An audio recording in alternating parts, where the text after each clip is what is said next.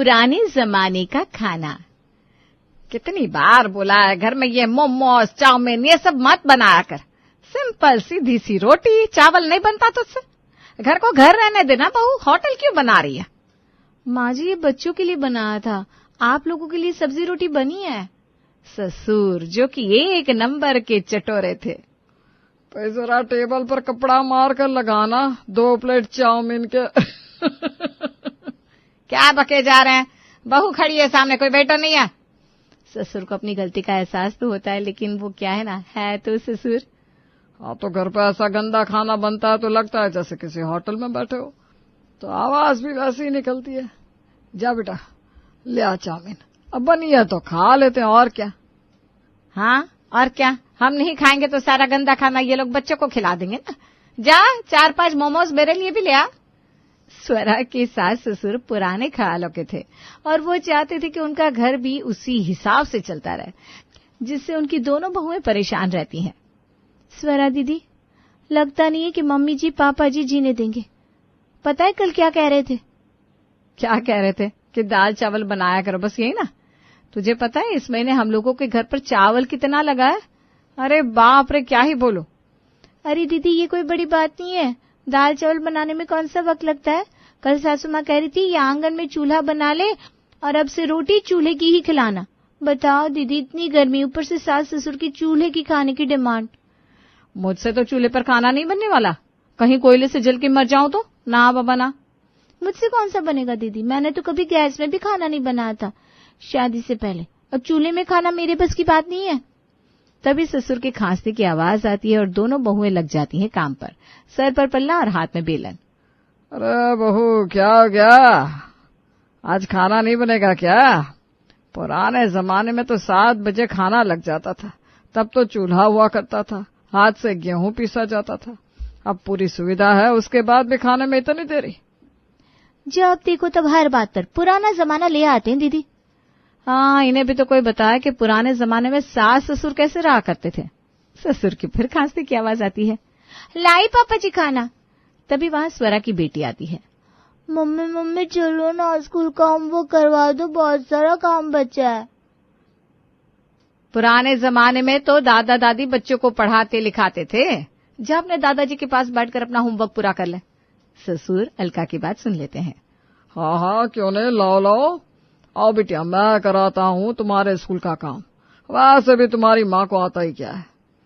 ससुर की बात सुनकर अलका हंसती है और कहती है, दीदी ससुर जी को कम मत समझिए, सासू माँ से भी 4 हाथ आ गए हैं ये ताने बोलियां सुनाने में। तो सुनाने देना, मुझे कोई फर्क नहीं पड़ता।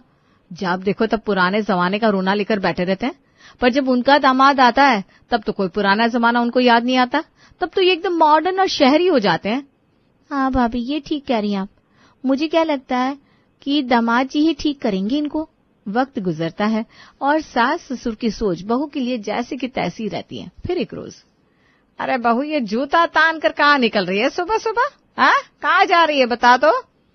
माँ जी वजन बढ़ता जा रहा है, साथ में 100 बीमारियां लग रही हैं, सोच रही हूँ थोड़ा वॉक करना शुरू कर दूं, आप चलेंगी मेरे साथ? वॉक? अरे ना ना ना, वॉक पर नहीं जाएगी तू। अगर तू वॉक पर गई तो हम लोगों को चाय कौन बना कर देगा? चाय के लिए तो आपको रुकना पड़ेगा, बस मैं आधे घंटे वॉक करके आती हूँ, फिर चाय बनाती हूँ सबके लिए। सास कुछ नहीं कहती और अलका वॉक के लिए निकल जाती है। दोपहर को जब सारा काम करके अलका फ्री होकर अपने कमरे में सोने जा रही थी कि ससुर आवाज देते हैं, अलका बहू देखो तुम्हारे लिए क्या लाया हूँ। अलका खुश हो जाती है कि पहली बार जिंदगी में सास ससुर उसके लिए कुछ लेकर आए हैं। लेकिन ये क्या? पापा जी ये क्या है? ये तुम्हारे वॉक की मशीन है बहू, वो क्या ना चाहे तो हमें पूरे वक्त पर ही चाहिए। अलका देखती है सामने हाथ से गेहूं पीसने की चक्की रखी है। अब यह चक्की रोज 2 बार चलाना, हाँ? रोज रोटी के लिए घर का ही आटा होगा, घर का पीसा आटा भी मिल जाएगा और तेरा स्वास्थ्य भी ठीक रहेगा। क्या? फिर क्या, अगले रोज से अलका का वॉक करना रुक जाता है और वो 2 वक्त रोटी के लिए गेहूं पीसने लगती है। क्या अलका, तूने तो अपने पैरों पर कुल्हाड़ी मार ली खुद ही। क्या जरूरत थी उनके सामने वॉक पर निकलने की? अब पीसो चक्की। अलका बेचारी क्या करती। फिर एक रोज स्वरा तैयार होकर बच्चों के स्कूल जा रही थी। बेटा ये क्या पहना है, ये हमारे घर की परंपरा रही है क्या? पुराने जमाने से बहुएं साड़ियां पहनकर सर से पल्ला लेती थी, तभी घर से बाहर कदम रखती थी। ये सूट वूट हमारे घर पर कोई नहीं पहनता। जाओ इसे बदल कर आओ। वैसे जा कहाँ रही हो तुम? पापा जी, बच्चों के स्कूल जा रही हूँ। स्कूल में कोई भी पेरेंट्स साड़ी पहनकर नहीं आते, और खास करके नेहा ने कहा है कि साड़ी मत पहनकर आना। उसकी सारी सहेलियों की माँ जींस टॉप में आती है। अगर मैं सारी औरतों की तरह जींस नहीं पहन सकती तो कम से कम सूट तो पहन लूं। उसकी बेइज्जती होगी अगर मैं सर पर पल्ला लेकर गई तो। वो ऐसे स्कूल में पढ़ाने की जरूरत क्या है, हैं? जहाँ साड़ी पहनकर जाने पर बेइज्जती होती है। तभी वहां नेहा आती है। दादी प्लीज, आप अपने पुराने जमाने के ख्याल हमारे ऊपर ना थोपे। आपको पता है लास्ट टाइम मम्मा साड़ी पहनकर आई थी तो कैसी लग रही थी? मेरी सहेलियां आज तक मुझे चिढ़ाती आ रही हैं। जींस टॉप ना सही, पर मम्मा सूट पहनेगी। ससुर को नेहा की बात सुनकर गुस्सा आ जाता है और वो नेहा को एक जोर का थप्पड़ लगा देते हैं। थप्पड़ तो नेहा को पड़ता है, लेकिन डर स्वर आ जाती है। वो अंदर जाकर साड़ी पहन लेती है। जब कमरे में नेहा आती है, तुझे पता है ना दादा दादी पुराने ख्यालों के हैं, तो क्यों ऐसे जिद करती है? माँ, अगर आप सूट पहनकर स्कूल नहीं आ रही है तो आपको मेरे स्कूल आने की जरूरत भी नहीं है। मुझे नहीं जाना ऐसे स्कूल। साड़ी भी आप गंवार वाली पहनती है। साड़ी पहनी तो अच्छे से पहनी जैसे मेरी टीचर पहनती है। स्वरा क्या कहती है कि नई साड़ियां खरीदने की भी इजाजत नहीं है। मिलने बरतने वाले लोग जो साड़ी दे जाते हैं, बस वही साड़ी उसके साथ सिलाने के लिए देती है। फिर शाम को, पता नहीं दीदी कहाँ से कांदा लहसुन की महक आ रही है। सच में दीदी, कभी कभी ना बड़ा मन करता है ऐसा लहसुन से भरा खाना खाने का। हमारे घर में कांदा लहसुन क्यों नहीं डालते सब्जी में? अरे डालते हैं, लेकिन मौका पड़ने पर। ससुर जी तो खूब चाव से कांदा लहसुन वाला खाना खाते हैं, पर वही है ना, अपने पुराने जमाने का राग इनकी नाक ऊंची कर रखी है। तभी सासू माँ जाती है। क्या बातें हो रही है तुम दोनों के बीच? लहसुन वाला खाने का मन कर रहा है सासू माँ, आज बना ले क्या? हरे कृष्णा हरे रामा हरे राम। आज तो बहु बड़ी पूर्णमासी है। आज के दिन तो व्रत रखना चाहिए, और तुम लहसुन की बात कर रही हो? पुराने जमाने में घर में कांदा लहसुन बिल्कुल नहीं बनता था। अगर बनता भी था तो घर के बाहर चूल्हे में, समझ रही हो? और उसके बर्तन भी अलग होते थे। अब आज तो मैं इजाजत नहीं दूंगी, लेकिन बाद में कभी देखती हूँ। बस फिर क्या था, दोनों बहुएं वहां से चली जाती हैं। शाम को बहुएं खाना बना रही थी कि बड़ा बेटा अजय आ जाता है। अरे अजय, क्या बात है, आज बड़ा जल्दी आ गया? सब ठीक है? अरे माँ, वो आज गुड़िया का पति विवेक आ रहा है ना, तो सोचा रात को खाने में उसके साथ बैठ जाऊं। नीलेश को तो आने में देर लगेगी। सास ससुर विवेक का नाम सुनते ही उछल पड़ते हैं। विवेक उनका दामाद है, जिसकी 100 गलती भी इन लोगों को दिखाई नहीं देती। शाम को दामाद घर आता है तो घर का माहौल बिल्कुल बदल जाता है। अरे दामाद जी, गुड़िया को नहीं लाए? मैं हर जगह बीवी को ढोकर थोड़ी ना घूमता हूँ।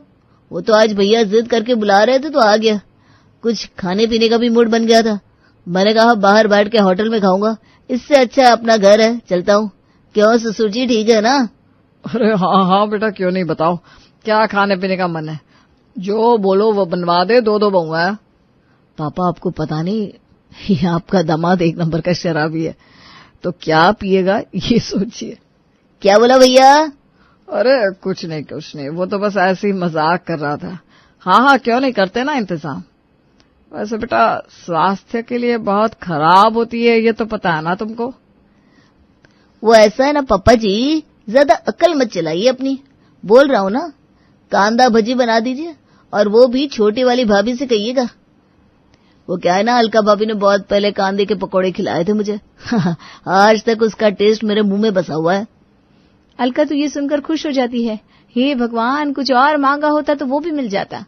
कांदा लहसुन खाने का मन हो रहा था और आ भी गया चांस। अरे बहू, जमाई राजा को कांदा के पकौड़े खाने का मन कर रहा है तो जाकर किचन में तैयारी कर, और साथ में बटाटे में लहसुन की चटनी डालकर उसके भी पकौड़े बना लेना। मैं अजय से कहती हूँ तुझे सामान ला कर देगा। अलका का भी मन बहुत होता है कांदा लहसुन खाने का, लेकिन अभी अभी तो सास ने डांटा था उसे, तो सास की क्लास लगाना भी तो जरूरी है। नहीं माँ जी, आज तो बहुत बड़ी पूर्णमासी है। आज तो दुनिया भर के लोग व्रत रखते हैं। मुझसे नहीं बन पाएगा कांदा लहसुन वाला खाना आज। देख, ज्यादा नौटंकी मत कर, समझी? चुपचाप खाना बनाने की तैयारी कर, हमारे जमाई राजा को खाना है। अलका मन ही मन मुस्कुराती है और किचन में चली जाती है। देखा, मैंने बोला था ना, सब बनता है घर में, बस सुविधा के अनुसार। जब जवाई आ गया तो ये घर की सारी पुरानी परंपरा, सारे कायदे कानून उस छत के ऊपर दिखेंगे।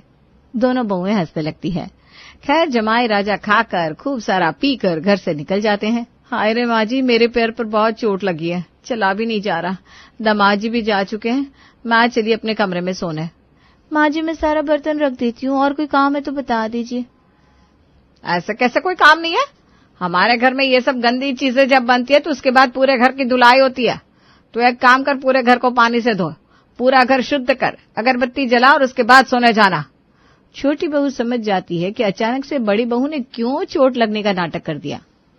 माँ जी मुझे तो माफी करिए, वो क्या है ना, आज इतना सारा खाना बनाते बनाते मेरे हाथ में बहुत दर्द हो रहा है। लहसुन छिलने में कितना टाइम गया आपको पता भी है। मैं जा रही हूँ सोने और बिखरे बर्तन बटोर देती हूँ बस। छोटी बहू भी बर्तन बटोर कर अपने कमरे में चली जाती है। पर अगली सुबह ये क्या, पूरा घर जैसा का तैसा। अरे ये क्या, कल रात घर की धुलाई नहीं हुई? माँ जी आप तो मुझसे धुलवाई करवाती थी जब भी घर में कांदा लहसुन वाला खाना बनवाती थी। क्या हो गया, बड़ी बहू बीमार हो गई तो क्या छोटी बहू को प्रेशर नहीं देना चाहिए? वाह दीदी, तो ये आपकी चाल थी। वही मैं सोचूं, आपको तो कहीं चोट नहीं लगी, अब क्यों बहाना बनाकर अपने कमरे में चली गई? अब जो चीजें मैंने झेली है एक बार तू भी तो देख, कैसे मैंने इस घर में अपनी जिंदगी काटी है। पूरा खाना बनाने के बाद, सबको खिलाने के बाद, बर्तन बटोरने के बाद, पुरानी परंपरा का पालन करते हुए पूरे घर को पानी से धोकर अगरबत्ती जलाकर सोने जाती थी। फिर चाहे शरीर कांप ही क्यों न जाए। तो क्या हुआ, कल रात को तो ऐसा कुछ भी नहीं हुआ इस घर में। मैं थक गई थी दीदी, पर कोई बात नहीं। मैंने सोचा जो परंपरा है वो तो है ही। मुझे लगा शायद सासू माँ और ससुर जी मिलकर पूरा घर धो देंगे, लेकिन ये क्या, परंपरा तो टूट गई। क्यों पापा जी, है ना? ससुर सास की तरफ देखे सास ससुर को। हाँ हाँ क्यों नहीं, मैं धोने लगी थी पूरा घर। वो तो तुम्हारे पापा जी ने कहा वो धो देंगे तो मैं सोने चली गई। अब देख रहे हो घर धुला भी नहीं है। क्या जी, क्यों नहीं धोया आपने पूरा घर? अरे भगवान, ऊपर वाले का तो खौफ रखो। इस उम्र में इतना झूठ बोलकर कहाँ जाओगे? तुमने कब मुझसे कहा कि तुम धो दो घर? अरे ये आसान बात है क्या? रात में पूरा घर पानी से धोना, अगरबत्ती जलाना, अरे मेरे बस की बात नहीं है ये। वही तो पापा, पुरानी परंपरा का सारा बोझ आपने हमारी बीवियों पर डाल रखा है। ये तो भला हो इन दोनों लड़कियों का जो हमारा घर छोड़कर भागी नहीं, वरना कोई और होता तो कब का भाग जाता। अलका जब देखती है कि हवा बहुओं की तरफ से है तो वो भी बहती गंगा में हाथ धोने की कोशिश करती है। भैया आप सही बोल रहे हैं, लेकिन अब बहुत हो गया, अब हमसे नहीं होता इतना काम। हमारी भी एक कैपेसिटी है काम करने की, हम भी थक जाते हैं। बस बस, ज्यादा बोलने की जरूरत नहीं है। अब ऐसा कोई तुमसे कुआं नहीं खुदवाते हम, बस घर की जो पुरानी परंपरा है बस उसी का पालन करवाते हैं। और अगर नहीं पालन कर सकती हो तो अपने घर जाओ। और ये तो क्या कह रहा है अजय कि ये भागी नहीं है? अरे हमने कौन से कोड़े बरसा दिए जो ये नहीं भागी? और देख बेटा, तुझे लग रहा है ना कि हम जुर्म कर रहे हैं, तो कल से इस घर में रहने की कोई जरूरत नहीं है। अजय देखता है कि गंगा तो उल्टी बह रही है, माँ बाप उसको घर से निकालने की बात कर रहा है तो वो भी पलट जाता है। अरे नहीं नहीं, मम्मी सही कह रही है, घर की परंपरा को तो बरकरार रखना ही है, और ये दोनों नहीं करेंगे तो कौन करेगा? आखिर आप भी तो कभी बहू थी। आ गया ना लाइन पर। अब बोलने से पहले 100 बार सोच लिया कर, समझा? अब जा यहाँ से। अजय वहां से निकल जाता है और दोनों बहुएं समझ जाती हैं कि उनकी जिंदगी में कभी भी बाहर नहीं आ सकती। रहना है तो इसी स्थिति में रहना है। लेकिन कहते हैं ना, 100 रास्ते भले बंद हो जाए लेकिन ऊपर वाला एक रास्ता जरूर खोल देता है, और वो रास्ता था। अरे दामाद जी आए हैं, सुन रहे हैं? हमारे तो भाग्य खुल गए। कल रात में आप खा पी कर गए और आज सुबह नाश्ते में भी आ गए। ऐसा लग रहा है जैसे भगवान खुद घर पर भोग लगाने आए हैं। बताइए आज क्या बना दे आपके लिए? सासू माँ, रात का सर दर्द अभी तक उतरा नहीं है। सबसे पहले एक नींबू पानी और उसके बाद 1 प्लेट कांदा पोहा और लहसुन की चटनी के साथ बटाटा वड़ा। जरा जल्दी करना। अभी तो सबने आंख खोली ही थी, ऐसे में ही आंख खोलती ही कांदा लहसुन। ये तो इस घर की परंपरा कभी थी ही नहीं। कांदा पोहा तो माँ जी ही बहुत अच्छा बनाती है, आज वही बनाएंगी। क्यों, सही कह रही हूँ ना? वह भी सही बात है, माँ जी के हाथ का कुछ भी नहीं खाया मैंने अभी तक। आज तो कांदा पोहा मैं सासू माँ के हाथ का ही खाऊंगा।